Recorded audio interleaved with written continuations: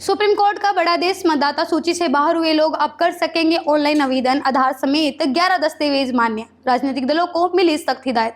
नमस्कार, मैं आपके साथ काजल और आप देख रहे हैं इंडिया की दहाड़। चलिए खबरों की शुरुआत राजनीतिक खबरों से करते हैं। देखिए, बिहार में मतदाता सूची से 65 लाख नाम कटने के बाद विवाद पर सुप्रीम कोर्ट ने अहम आदेश दिया है। तो देखिए, अदालत ने साफ कर दिया है कि जिनका नाम सूची से हटाया गया है वो ऑनलाइन तरीके से अपना आवेदन कर सकते हैं। साथ ही सुप्रीम कोर्ट ने राजनीतिक दलों को भी निर्देश दिया कि वो अपने कार्यकर्ताओं को सक्रिय करें और लोगों की मदद करें। अदालत ने राजनीतिक दलों की निष्क्रियता पर कड़ी नाराजगी जताई है। सुप्रीम कोर्ट ने एसआईआर के खिलाफ दायर याचिकाओं पर सुनवाई की। इस सुनवाई के दौरान सुप्रीम कोर्ट ने चुनाव आयोग को निर्देश दिया कि जिन लोगों के नाम मतदाता सूची से बाहर हुए हैं वो ऑनलाइन तरीके से आवेदन कर सकते हैं। सूर्यकांत और जय माल्या बागची के पीठ ने आवेदनकर्ताओं को आधार कार्ड के साथ ही 11 अन्य दस्तावेजों के साथ आवेदन करने की मंजूरी दे दी है।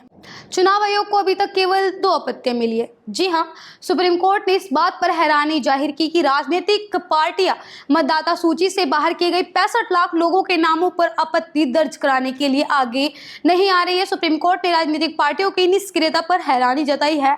सुनवाई के दौरान चुनाव आयोग ने बताया कि 85,000 नए मतदाता वोटर लिस्ट में जोड़े गए हैं।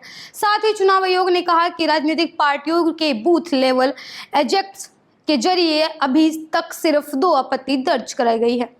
वहीं सुप्रीम कोर्ट ने राजनीतिक पार्टियों को निर्देश भी दिए हैं। आपने सही सुना, सुप्रीम कोर्ट ने कहा कि व्यक्ति खुद से या राजनीतिक पार्टियों के बूथ लेवल की मदद से ऑनलाइन आवेदन कर सकता है और उन्हें भौतिक तौर पर फॉर्म जमा कराने की जरूरत नहीं है। अदालत ने आवेदन किया कि फॉर्म 6 के साथ आवेदन आधार कार्ड 11 दस्तावेजों में से केवल दस्तावेज ही जमा करा सकते हैं। सुप्रीम कोर्ट ने यह भी कहा कि बिहार की सभी 12 राजनीतिक पार्टियों को अपनी पार्टी कार्यकर्ताओं को निर्देश जारी करने चाहिए, वो लोगों की मदद करें, उन्हें जागरूक करें ताकि लोग मतदाता सूची से नाम कटने की स्थिति में ऑनलाइन आवेदन कर सकें।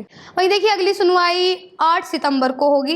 पीठ ने कहा कि सभी राजनीतिक पार्टियों को अगली सुनवाई पर स्टेटस रिपोर्ट जमा करनी होगी, जिसमें उन्हें बताना होगा कि उन्होंने कितने लोगों की ऑनलाइन फॉर्म भरने में मदद की है। पीठ ने मामले की अगली सुनवाई अब 8 सितंबर को तय की है। चुनाव आयोग की ओर से पेश वरिष्ठ अधिवक्ता राकेश त्रिवेदी ने अदालत से आग्रह किया कि चुनाव आयोग को यह साबित करने के लिए कि 15 दिन का समय दिया जाए कि कोई भी मतदाता सूची से बाहर नहीं होगा।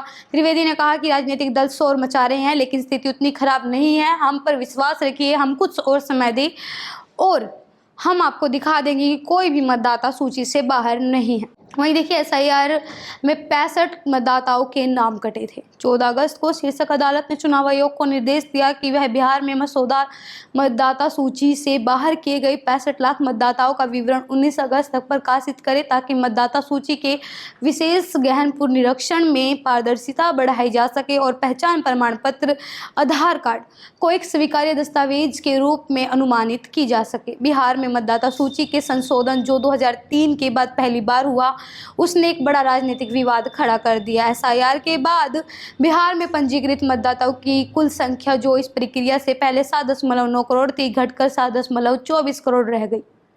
मतदाता सूची में नाम कटने का यह विवाद केवल कानूनी मसला ही नहीं है बल्कि लोकतंत्र के लिए बेहद अहम है। सुप्रीम कोर्ट के निर्देश के बाद अब नजर इस बात पर होगी कि राजनीतिक दल कितनी गंभीरता से अपने कार्यकर्ताओं को सक्रिय करते हैं और कितने मतदाताओं को ऑनलाइन फॉर्म भरने में मदद करते हैं। मेरे साथ अब तक के लिए इतना ही। आगे की राजनीतिक खबरों को जानने के लिए देखते रहिए इंडिया की दहाड़।